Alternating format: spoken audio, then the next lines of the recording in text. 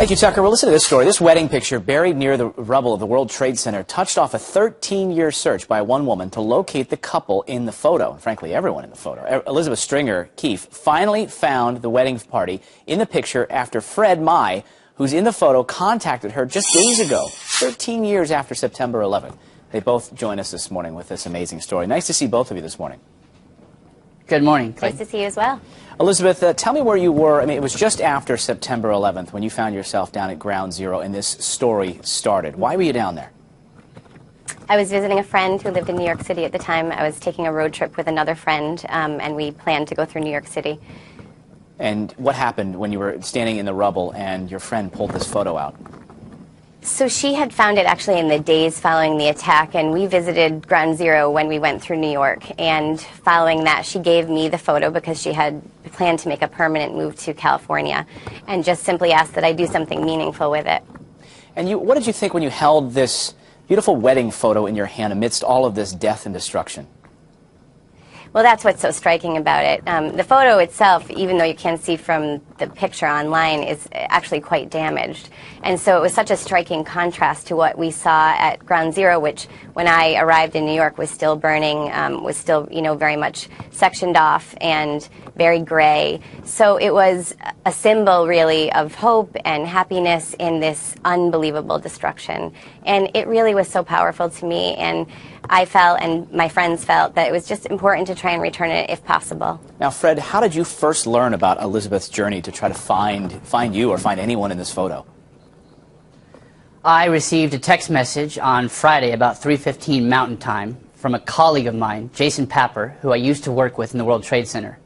He said, "You need to see this link immediately. There is someone who has a photograph from your desk in the World Trade Center, and she's been trying to get it back to you or someone in your party for 13 years. Wow. And we're looking at this photo now. Of course, this isn't your wedding. You were at a friend's wedding.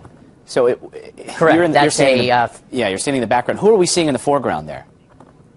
Let's see. We have Matt Kaiser, the bride and groom, Christine and Christian Laredo, and Mimi Kaplan was in there, Lisa Smith, just all friends from college, and just a great group of people at a wedding in Aspen in March of 2001. So the bride didn't even know that this photo was sitting on your desk.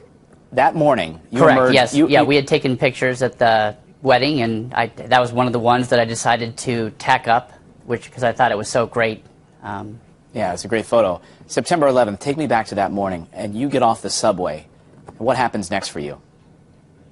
Well, yeah, I was on my way into work, and the attack started before I got to work, so I proceeded to go in, and the police and the firemen made it very clear that we should not.